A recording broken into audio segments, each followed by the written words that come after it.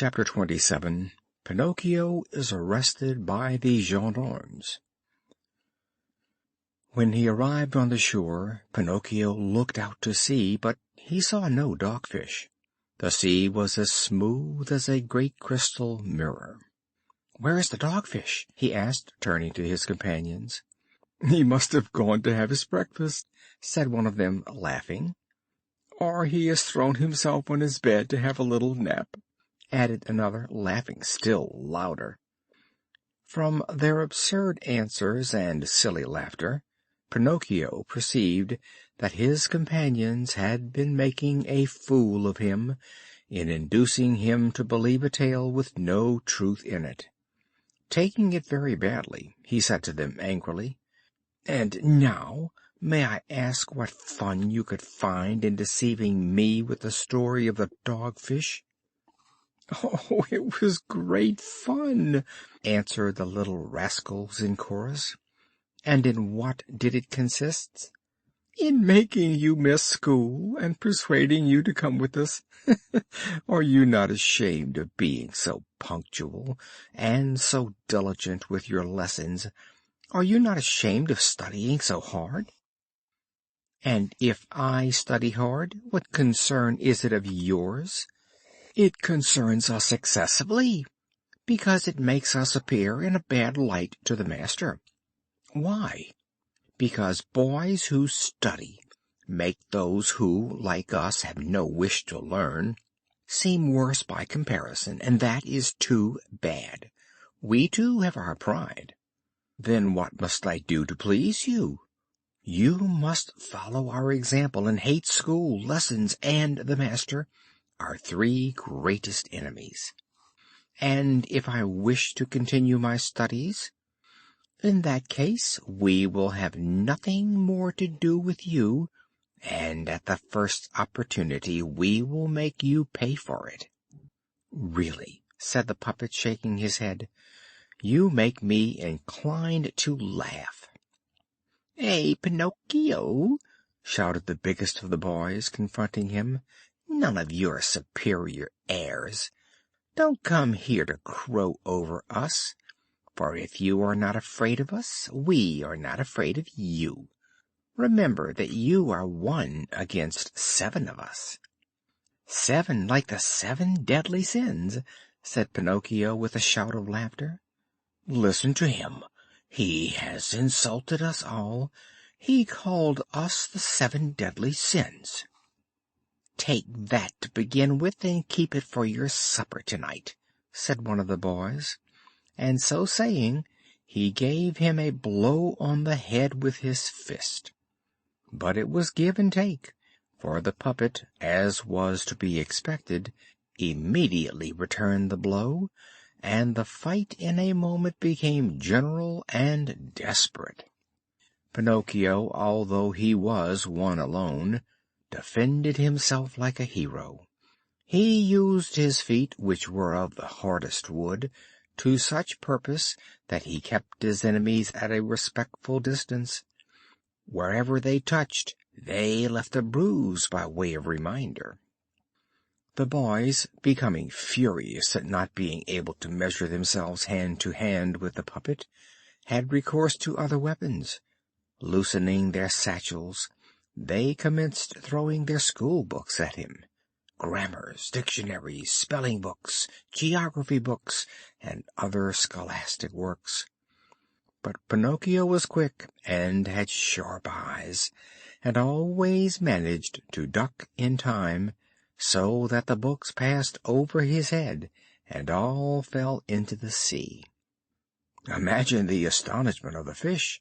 Thinking that the books were something to eat, they all arrived in shoals, but having tasted a page or two, or a frontispiece, they spat it out quickly and made a wry face that seemed to say, "It isn't food for us. We are accustomed to something much better." The battle, meantime, had become fiercer than ever, when a big crab, who had come out of the water and had climbed slowly up on the shore, called out in a hoarse voice that sounded like a trumpet with a bad cold, "Have done with that, you young ruffians, for you are nothing else. These hand-to-hand fights between boys seldom finish well. Some disaster is sure to happen." Poor Crab! He might as well have preached to the wind. Even that young rascal, Pinocchio, turning around, looked at him mockingly and said rudely, "Hold your tongue, you tiresome crab. You had better suck some licorice lozenges to cure that cold in your throat." Just then the boys, who had no more books of their own to throw, spied at a little distance the satchel that belonged to Pinocchio, and took possession of it. Amongst the books there was one bound in strong cardboard, with the back and points of parchment. It was a treatise on arithmetic. One of the boys seized this volume, and, aiming at Pinocchio's head, threw it at him with all the force he could muster. But instead of hitting the puppet, it struck one of his companions on the temple, who, turning as white as a sheet, said only, "Oh, mother, help, I am dying," and fell his whole length on the sand. Thinking he was dead, the terrified boys ran off as hard as their legs could carry them, and in a few minutes they were out of sight. But Pinocchio remained. Although from grief and fright he was more dead than alive, nevertheless he ran and soaked his handkerchief in the sea, and began to bathe the temples of his poor schoolfellow. Crying bitterly in his despair, he kept calling him by name and saying to him, "Eugene, my poor Eugene, open your eyes and look at me. Why do you not answer? I did not do it. Indeed, it was not I that hurt you so. Believe me, it was not. Open your eyes, Eugene. If you keep your eyes shut, I shall die too. Oh, what shall I do? How shall I ever return home? Oh, how can I ever have the courage to go back to my good mamma? What will become of me? Where can I fly to? Oh, how much better it would have been, 1,000 times better, if I had only gone to school. Oh, why did I listen to my companions? They have been my ruin. The master said to me, and my mamma repeated it often, 'Beware of bad companions.' Oh dear, what will become of me? What will become of me? What will become of me?" And Pinocchio began to cry and sob, and to strike his head with his fists, and to call poor Eugene by his name. Suddenly he heard the sound of approaching footsteps. He turned and saw 2 soldiers. "What are you doing there, lying on the ground?" they asked Pinocchio. "I am helping my schoolfellow." "Has he been hurt?" "So it seems." "Hurt indeed," said one of them, stooping down and examining Eugene closely. "This boy has been wounded in the temple. Who wounded him?" "Not I," stammered the puppet breathlessly. "If it was not you, who did it?" "Not I," repeated Pinocchio. "And with what was he wounded?"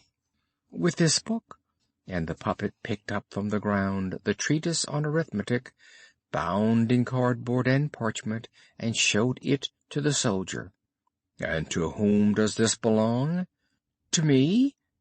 "That is enough. Nothing more is wanted. Get up and come with us at once." "But I—" "Come along with us." Before they left, the soldiers called some fishermen who were passing at that moment near the shore in their boat, and said to them, "We give this boy, who has been wounded in the head, in your charge. Carry him to your house and nurse him. Tomorrow we will come and see him."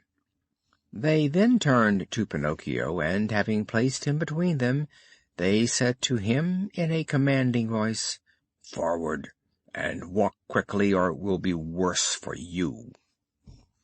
Without requiring it to be repeated, the puppet set out along the road leading to the village. But the poor little devil hardly knew where he was. He thought he must be dreaming, and what a dreadful dream! He was beside himself. He saw double. His legs shook, his tongue clung to the roof of his mouth, and he could not utter a word. And yet, in the midst of his stupefaction and apathy, his heart was pierced by a cruel thorn. The thought that he would pass under the windows of the good fairy's house between the soldiers. He would rather have died. They had already reached the village when a gust of wind blew Pinocchio's cap off his head and carried it 10 yards off. "Will you permit me," said the puppet to the soldiers, "to go and get my cap?" "Go, then, but be quick about it." The puppet went and picked up his cap, but instead of putting it on his head, he took it between his teeth and began to run as hard as he could toward the seashore. The soldiers, thinking it would be difficult to overtake him, sent after him a large mastiff who had won the first prizes at all the dog races.